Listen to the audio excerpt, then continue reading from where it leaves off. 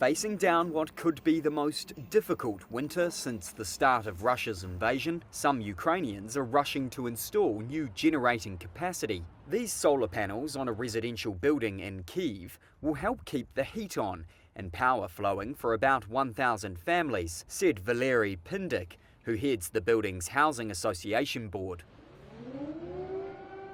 Russia has intensified its attacks on Ukraine's energy infrastructure, with at least 11 major missile and drone strikes since March.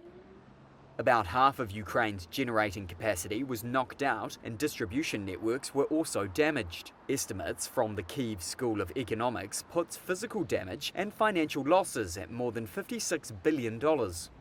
Analysts say coping strategies include more electricity imports from Ukraine's western neighbours and purchases of generators and alternative energy sources like solar panels and batteries.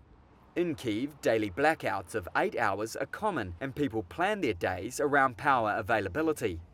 That's led some residents and businesses to seek generating capacity outside the central system.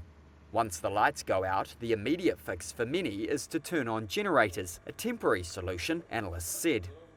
And one that drives up costs, said this Kyiv business owner. He says using the generator means 1 kilowatt hour is nearly 5 to 6 times more expensive than usual.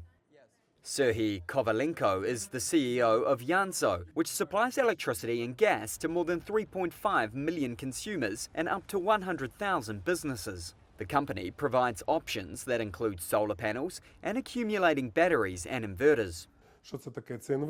Kovalenko said demand is high and they've installed up to 8 megawatts of alternative energy options this fall. That's enough to supply around a dozen enterprises, the company said.